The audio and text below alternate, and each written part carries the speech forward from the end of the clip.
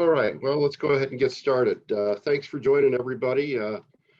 This is the second of our rural webinar series, Empowering Rural Arizona.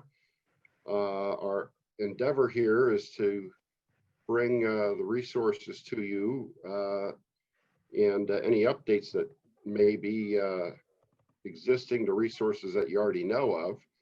I think many of us are familiar with the great things that USDA Rural Development does. And during this COVID time, I know they've been going through some adjusting on some of their programs to make them useful for the affected businesses. So it's timely that we have Jack Smith with us today with USDA Rural Development. Jack is the Arizona Director for USDA Rural Development. He's a rural Arizonan himself, residing in the Prescott area, and former Yavapai County Supervisor. We've known Jack for quite a long time. He's been a great ambassador for rural Arizona. And so with that, I'll turn it over to you, Jack. Take it away.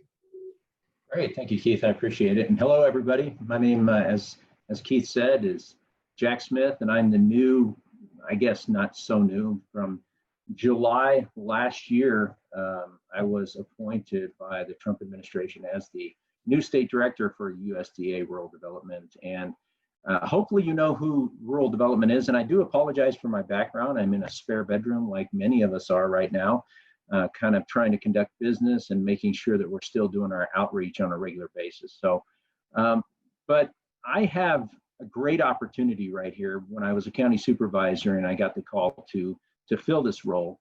And we want to talk about three major pillars when we talk about rural development. One of those pillars is infrastructure. When we're talking about rural communities, they really don't have a tax base, quite honestly. You're talking 20,000 people maximum in a community, and they're trying to build maybe a community center, or they're trying to get wastewater treatment or those types of things that a regular urban area would have the tax dollars to do. So rural development will come in with the federal government and help inspire infrastructure to be built. And we're talking about roads, we're talking about railways, waterways, and those types of things also.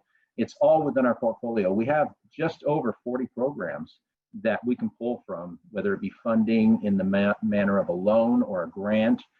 It could also be as little as, you need some advice through our Innovation Center, which Secretary Perdue has pulled forward to be able to advise our rural communities about what is important in their scheme or what they're doing. And the lastly, and probably most important thing that we're doing is partnerships.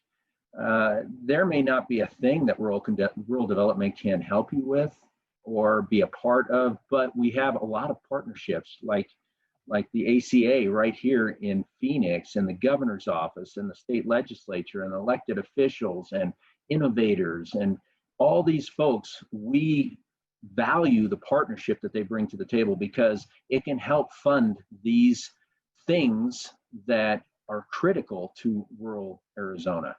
And I'm going to real quick start a slide presentation, and please feel free to interrupt me if you have any questions or go through Keith, however Keith is doing it and whatnot. But I'm going to bring up a presentation real quick that will kind of show you in a nutshell what rural development is all about. Okay, so Keith, if you can confirm you can see that up there? Yes, sir. We've got Perfect. It. Awesome. So we're going to run through the slides real quick. And again, hopefully I can answer your questions through the slides. But if I can't, please feel free to reach out to us or ask the questions up here. So your partner in prosperity, that's what it's all about. We want to be a partner in ensuring scenes like you see up on the screen right now, rural development to areas that need maybe medical facilities, perhaps direct loans for broadband or those types of things. So rural development, you're going to be working with three basic entities when we're talking about rural development, and those incorporate the 40 programs, the over 40 programs that we talked about. So rural business, housing, and utility service. So these are our main staples or our main offices to which you go and find those programs through. So just kind of an overshot, there's 4 regions, 47 state offices, 400 area offices, 1 national office in DC. And thanks to the Trump administration for the amount of funding and Secretary Perdue's work in ensuring that funding is getting to rural America and through a lot of these programs, we are actually the 4th largest bank in the United States via the assets that we have on hand and the loan portfolio that we can provide to our rural communities. So pretty significant overall when it comes to inspiring prosperity throughout our rural communities. So first off, let's go ahead and talk about our business cooperative services. So business programs provide financial backing and technical assistance to stimulate business creation and growth. We all know in rural communities, a lot of times we're not going to have that piece of it that stimulates a company from saying, come on in and be a part of our community. So we want to help facilitate that through the chambers of commerce, through organizations like the ACA, and any organization that may be in that area that wants to see maybe a bookstore, maybe a coffee shop, maybe a hotel to bring in tourism dollars because you have a mining industry that may have no longer been active, but a lot of people think mining's pretty cool and wouldn't mind checking it out. So there's a lot of different things that we can do. And these programs work directly through partnerships, whether it be public or private community-based organizations or financial institutions, to provide a financial assistance, business development, and technical assistance in rural business. So it's all in one. You're talking about that nutshell, there it is when you're talking business. So here's some great things to highlight: business loans for nonprofit businesses, nonprofits, and cooperatives in our area. So federally recognized tribes and public bodies and individuals. So it's not limited to one organization, and you don't have to have a relationship already with the federal government. You really want to have that intuition of a business or some type of development for that community, which is going to inspire prosperity. And we want to be a partner in that. So the programs do bolster the existing private credit structure throughout our guaranteed loans and programs for the rural businesses. So it's a lot. I know it's like fire hose to a face. You know, we're giving you all this information right off the bat, but you don't have to remember it. You know, Keith has this slide presentation. Keith is all over the state. He's talking on behalf of our RD. We're talking on behalf of ACA because we're partners, and we want to inspire those to prosper. So energy programs. Oh my gosh, here in Arizona, we got some great things for energy programs. Biofuels, we may be talking about any type of refinery businesses. Our energy programs, they really offer funding for a complete energy portfolio. They provide renewable energy development assistance, make energy efficiency programs, and install renewable energy sources. So whether it's power that you're talking about, or whether it's, you know, water or any of those types of things, renewable or otherwise, we need to talk. Our REAP program gets a lot because of the sun. I mean, we want to talk about these types of things that we can capture from the earth that don't degrade our resources. Let's talk about REAP. REAP is an awesome program, and it stands for Rural Energy and American Program. So we have 50 billion acronyms for everything in the federal government. It's kind of, you have to get used to it. I apologize, but Rural Energy for America programs. This one helps provide financial assistance and costs to renewable energy systems and energy efficiency improvements. So you may have a barn, you may be having a milking industry, and you need to supplement your power grid. And one way of doing that is to improve upon the existing facility with potentially solar panels, maybe even a wind turbine, and so on. So again, we want to talk about these types of things, and this is well within our wheelhouse. And Jack, on the last point there was purchase of anaerobic digesters. So I would imagine that's available to the Yes. municipalities that have sewer plants?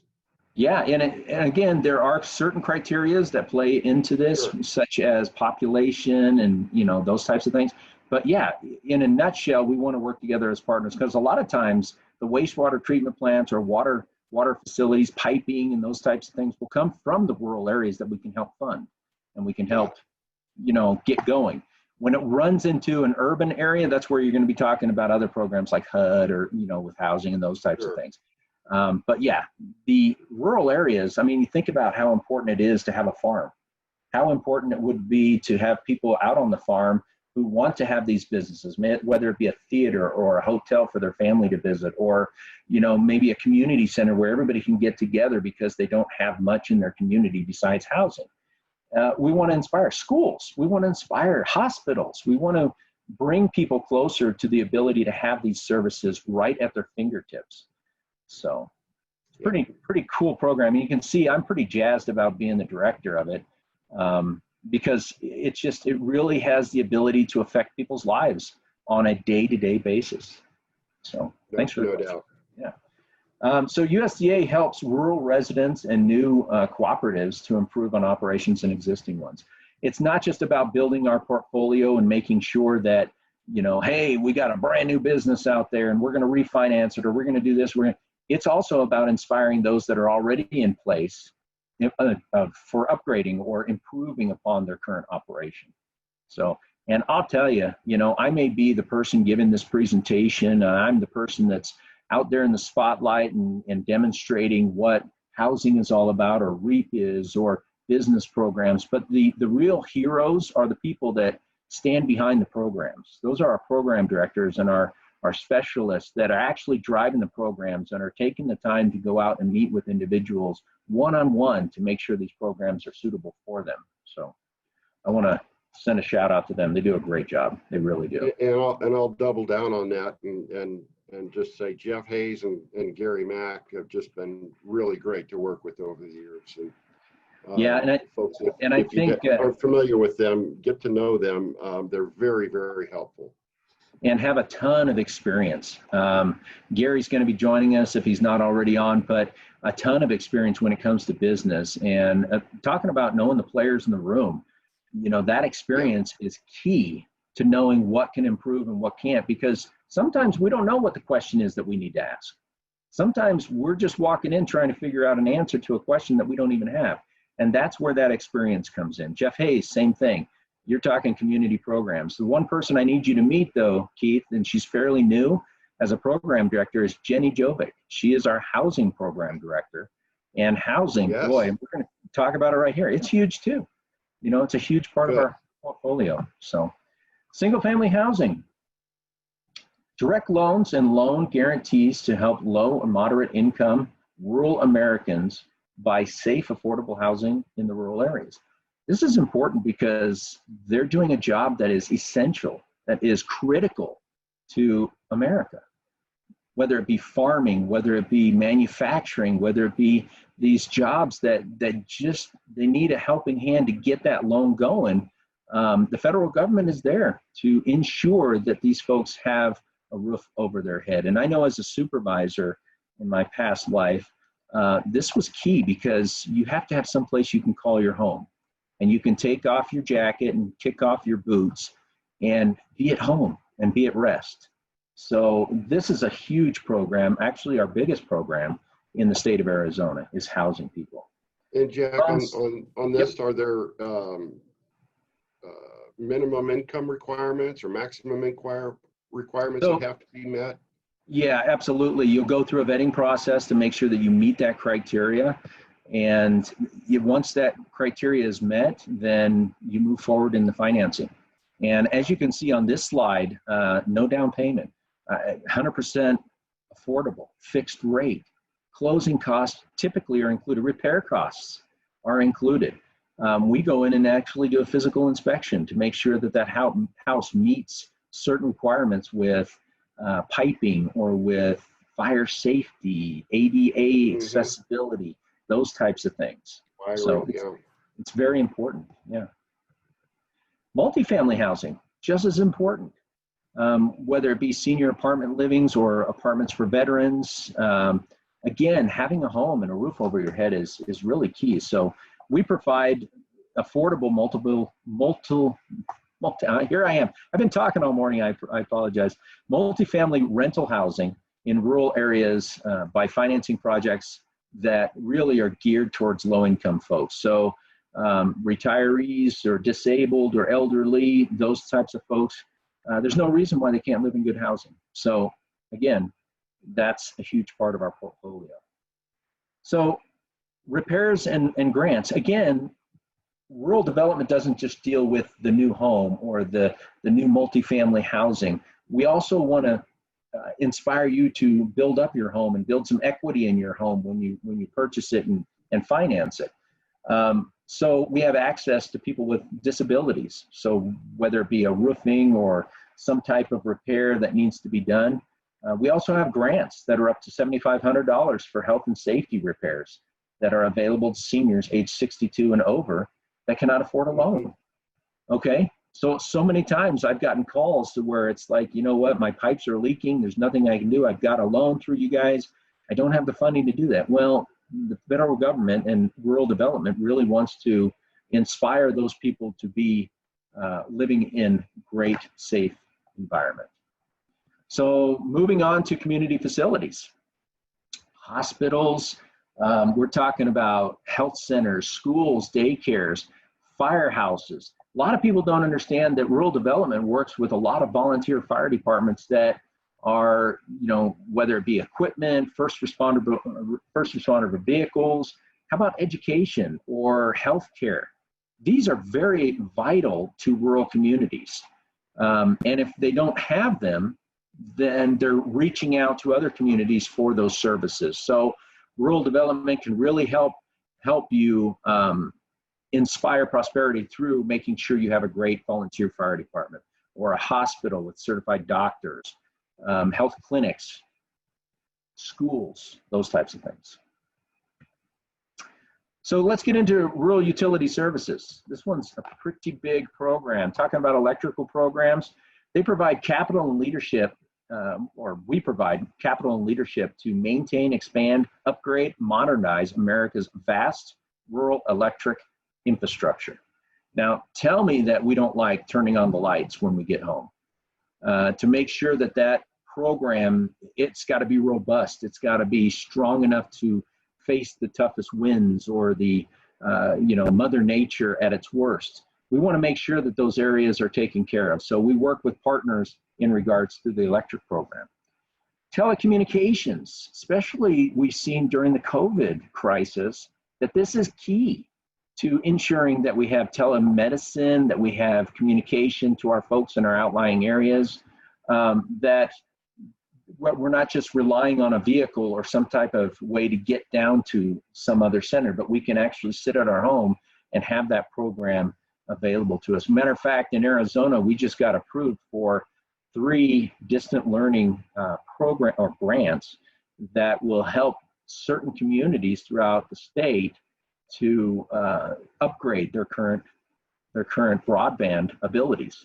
And this is, we're talking areas that are very, very off in the distant to where they don't have a lot to pull from.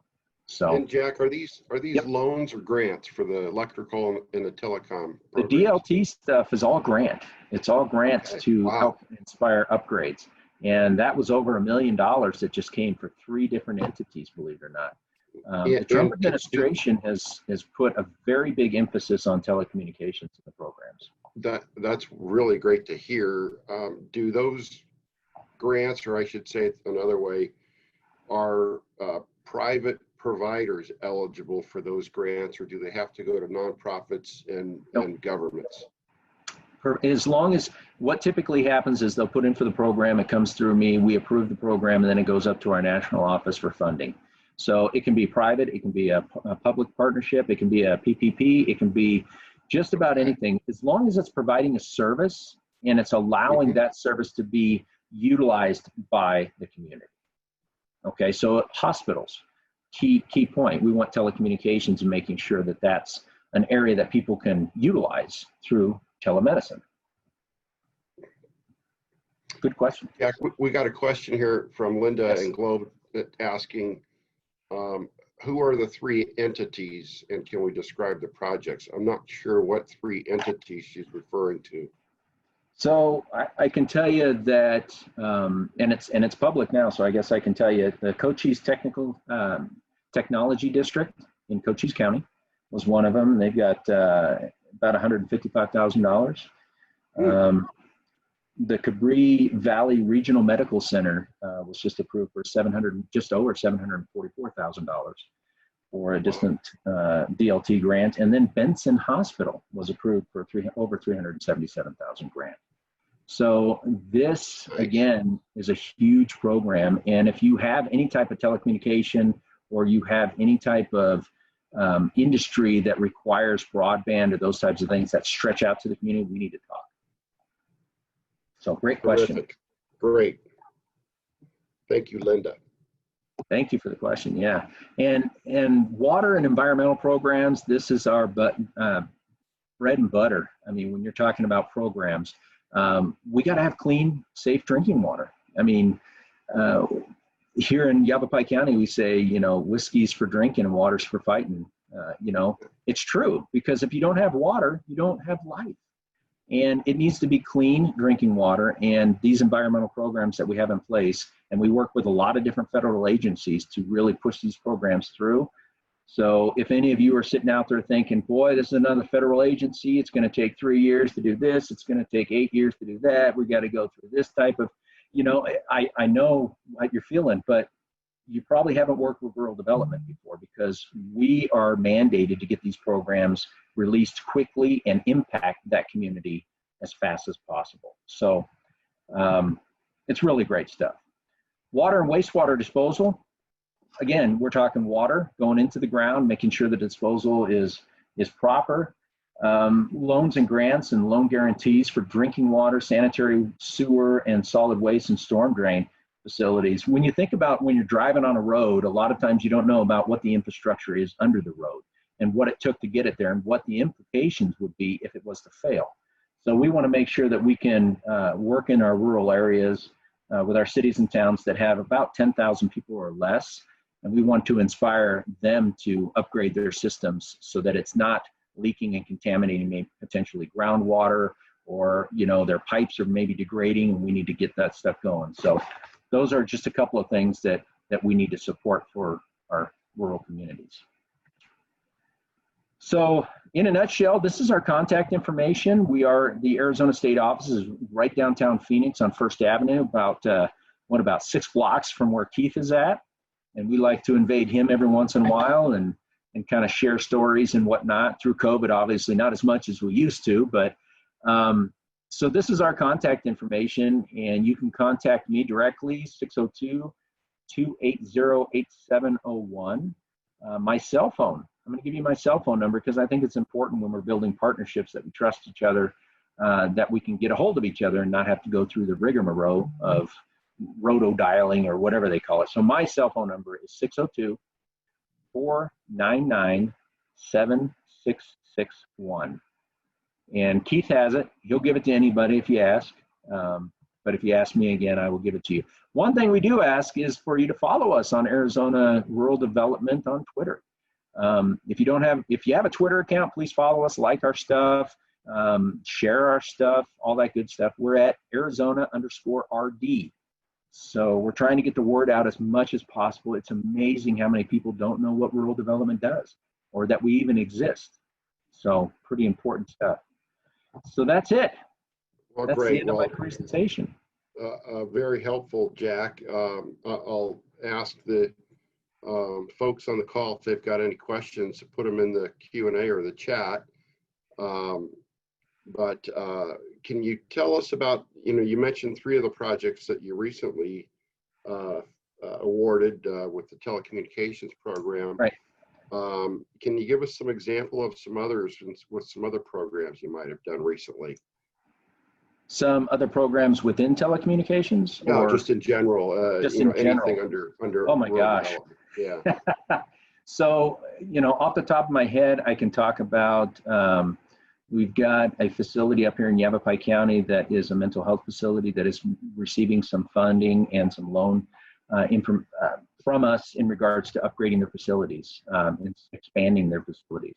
We want to talk about broadband up in, I'm going to go blank because you're putting me on the spot, but we're talking about broadband up in the Kingman area. One of the big things that we just did was bring broadband to that area. And you may know that enterprise zones play a big role in inspiring those to bring businesses on a tax deferred or tax-free areas when they're bringing their business. So it's a huge program up in that area as well. Housing, we've got several. Recently, we've cut the ribbon on our self-help program, which is our housing.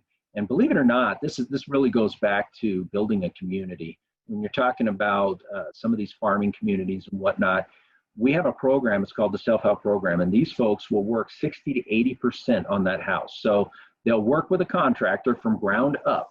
They'll purchase the property through a loan through USDA, and they will, from ground up, assist in the building 60 to 80% of that structure for them to live in. And it's a house built by them, basically. So when they're done building it, they may have, because they put their sweat equity into it, is what we call it, right? They put all that into it. They may have a home that's got a loan on $105,000 loan, but the house is valued at $180,000. So they've already added that value into their home because they were essentially a part of it. And think about working all day and then coming home at night and working 3 to 4 hours on your home, whether it be helping to frame the structure, helping to put up drywall, roofing, those types of things, all under the guidance of licensed contractors and permitted through the city or town and municipalities or counties.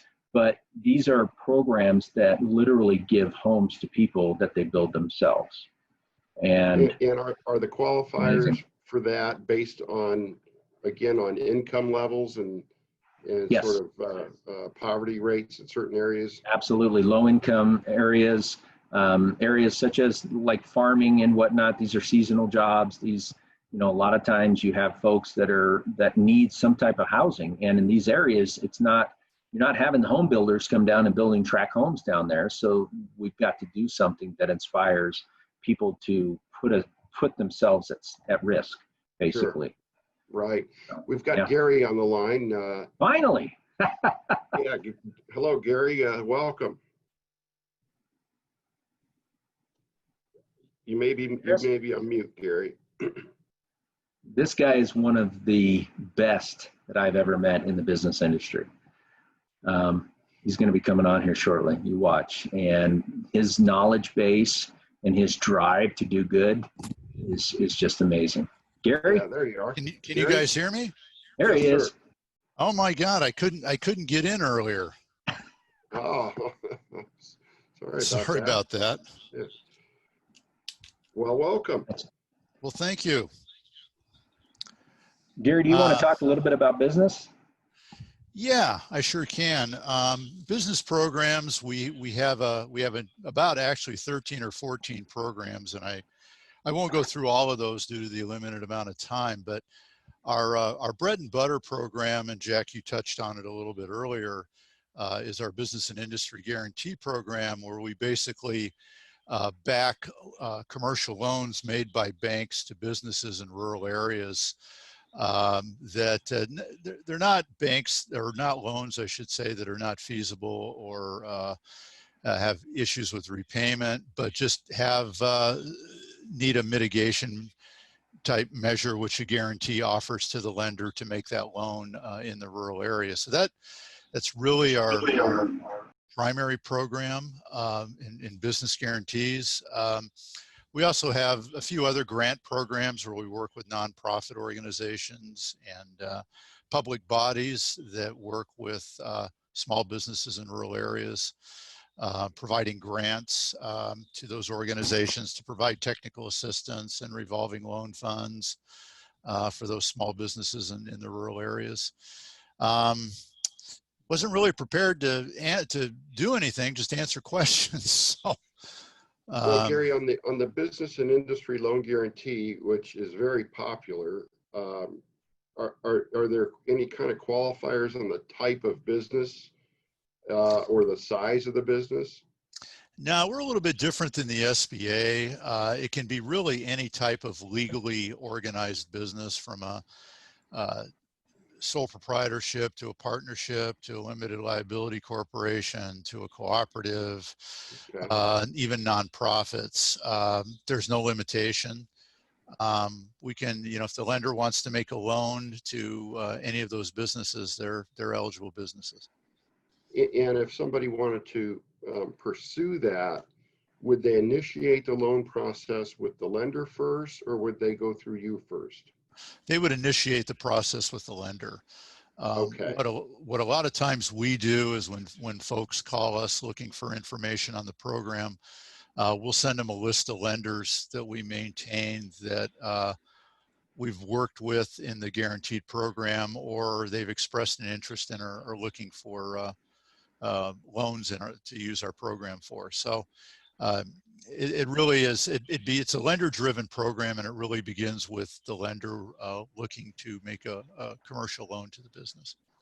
Got it. So what I'm hearing is if a customer wanted to initiate such a thing, really they should get a hold of you and find out your list, so they can get a hold of a bank that's comfortable or has a history with working with rural development.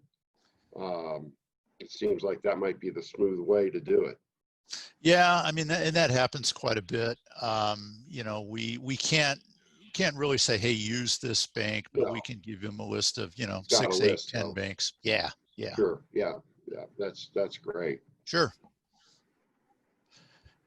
Sometimes too, folks call or businesses call, and they have a curious as if is their business located in a rural area? So we can get them that information so that when they do start looking for a lender, talking with lenders, they can say, hey, I've spoken with the rural development guys, and my business is located in a rural area and is eligible for financing. So a lot of times that can perk the lender's interest, and they'll contact us and say, oh, you talked with so-and-so, and what do you think? So yeah, it's a good way to start. And that's a good question that we here at the ACA get all the time is how do you define rural? What's the USDA rural development definition for rural in general? Well, the unfortunate thing is the definition for rural is different across programs. Community facilities is 20,000. Water and waste is 10. Business programs is 50. So it makes it a little bit difficult to do that. There is, Keith, I will say there is a website, our national office website. There is a link to a rural area identifier, which you can put in. Very good. Yeah. So, but I would also say that if you are interested in a program for RD, or you don't know what program is out there, just give us a call. We like to say, let's have the conversation first and determine what your needs are, what area you're developing and or trying to upgrade, and then we can go from there. Yeah, and that makes a lot of sense, Jack. I know that both Jeff and Gary do that, and that they'll help you get to yes. Correct. If a particular program may not work, they will help to identify others that may be a better fit. And to that end, Louis Pedrosa has a question about the best place to find information in the application for these grants and programs. Jack, do you want to answer that, or do you want me to? So the best location, say that one more time. What was the question? Yeah, what's the best place to find information in the application for the grants and programs? For the grants program, it depends on which grant you're talking about. Well, grants and programs, just in general. Just in general? So, website. Yeah, so you can go up to our website, the USDA website, whether it be the national one or the Arizona one, but I would implore you to, rather than even start with the website, give us a call. Give us a call, because if you're serious about finding the program, you're probably going to navigate quite a bit around a website, or you're going to navigate quite a bit around the internet trying to find out information, when you can make one phone call. And my guarantee to the public is within 24 hours, you're going to get a turnaround from one of our program directors or one of our specialists to talk to you and try and answer your questions. So again, that's great. It's easy to search. If you're into that research, go for it. Otherwise, just give our office a call. Okay. Yeah, I would second that. I mean, we have 40 some programs, and sometimes it's easier to reach out to someone. I mean, it's difficult for us to navigate, and we work for the agency. So, yeah, I think that's a very good point, to reach out to us first. And Carrie McCormick has a question about who's the best contact person, or is there a specific contact person within the rural development for tribes? For tribes, we have our own folks that are in the state of Arizona. Don Irby, he's one of the first folks that comes to mind right off the bat. Again, when it comes to programs, Don will work directly with the program director to facilitate those programs within that area. So we've got a great relationship with the tribes. So again, your first call is going to be to the state office and asking for someone that works with tribes. And you're going to get Don Irby, who's up here in Prescott Valley, and he is very well versed on all programs within the tribal areas. Good. And so where can folks find your and Don and Gary's and everybody's contact information? So you can go up to our website. It's rd.usda.gov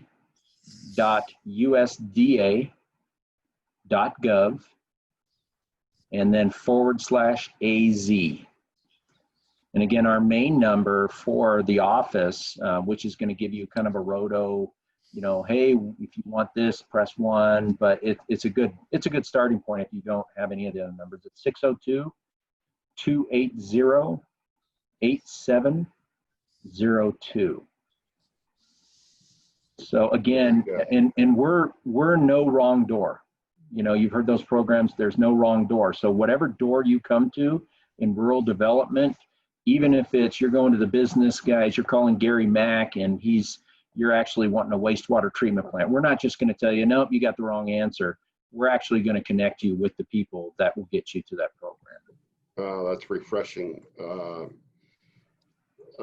Let's see, a question here from Anthony Bruno. Are there USDA Rural Development Community Facilities funds, drawdown funds, or is it just upfront on the grant side? So I guess that's a mechanical question of how do the community facilities funds work? Are they grant reimbursements? Do you take them on draws like you would a construction draw?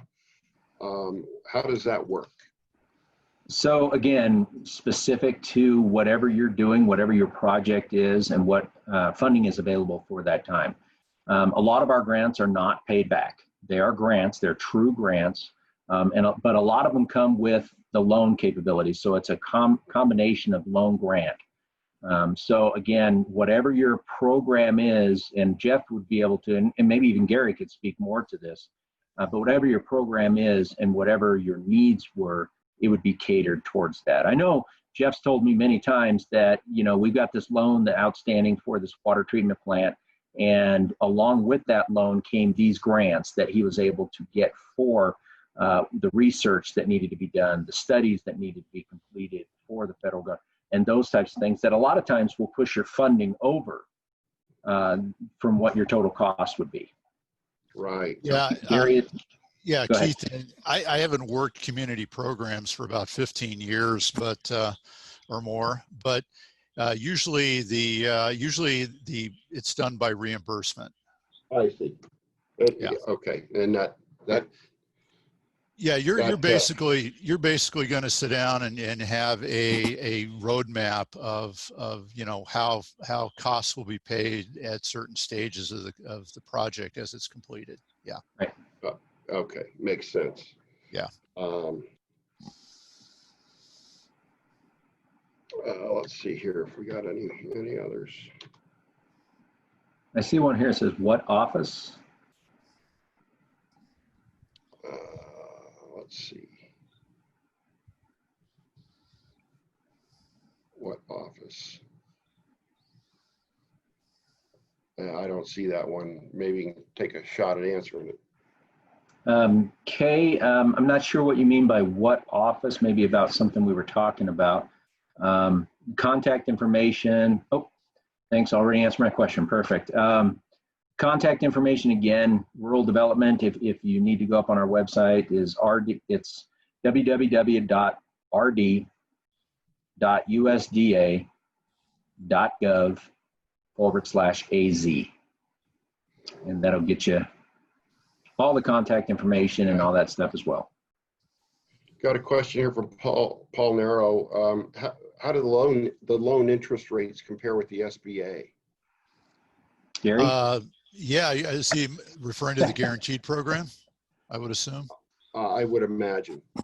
Yeah, in our program, the interest rate is determined by the lender and their customer. So Okay. we don't have any say-so in the setting of the interest rate. It's really, like I said, it's a lender-driven program. It's the lender's loan. We like to see the lender offer as competitive a rate to the borrower, to the loan, the business as they can. Okay. Yeah. We're backing the lender's loan with a guarantee, so we expect the lender to be very, very competitive with the rates they offer. Good. Okay. I don't know if we've got any others here. So, can we elaborate on the grants that might be available for nonprofit? Let's see. Probably our primary grant program for nonprofits is the Rural Business Development Grant Program, and I had kind of mentioned that a little bit earlier, where we make a grant to a nonprofit or an Indian tribe or a tribal group or a public body, and they work with small businesses in their service area. And basically provide technical assistance. They can help businesses with business plans, education, maybe legal counseling, financial counseling. They can also use grant funds to supplement or establish a revolving loan program, and they can make microloans, which is hugely needed in rural areas because a lot of the banking community today is not making those, Keith, as you know. Right. And a business is maybe looking for $10, $15, $20, $25, $30,000, which they have difficulty in finding that from a traditional lender. So grant funds can be used for that. That's really our primary grant program. We have some other grant programs for cooperatives and socially disadvantaged groups related to cooperatives, but the Rural Business Development Grant Program is really probably the primary grant program for small business development. It's not a grant directly to an individual business. It's right. It's a grant, to the nonprofit to right. create a revolving loan fund to go give the loans to the business. Yeah. Or provide technical assistance to those businesses. So yeah. Got it. Yeah, and as we talked about earlier too, is the distant learning and technology grants. Those are key to improving and upgrading certain systems in the rural areas so that people can have the telecommunications and whatnot.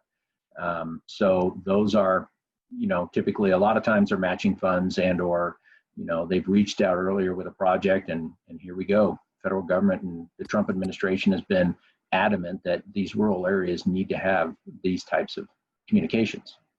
So whether it be broadband or telecommunication and so on.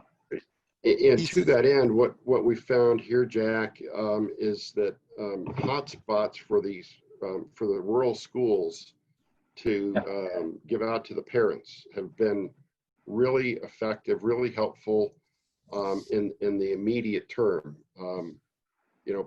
Building fiber is going to take a while, but to get folks, the kids online and learning, today.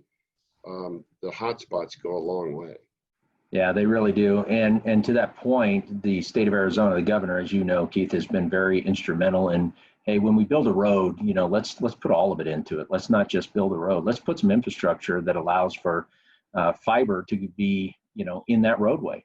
Or maybe instead of that middle mile that can't be funded or that final mile, this is something that's on the minds of our administration. And I tell you, if you were talking to Brian Smith right now, he'd be telling you about all the exciting things that are coming to that rural utility, because we found out during COVID that we've got to have connectivity, and the rural areas really do support the urban areas. And if they don't have that connectivity, they're not going to prosper as well. So great programs going on, and lots of money going into it because it's very well needed.